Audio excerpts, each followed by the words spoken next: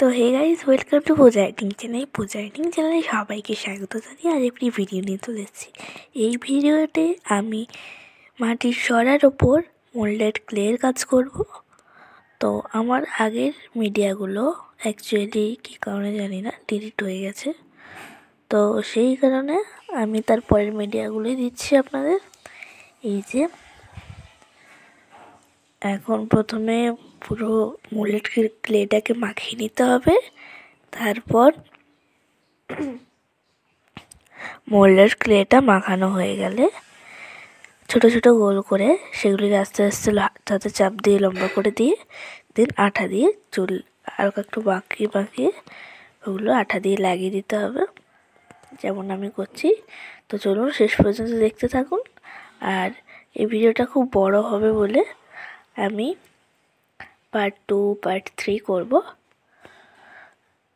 তো সেই জন্য ভিডিওগুলো আপনারা আমার দেখতে থাকুন আর সঙ্গে থাকুন।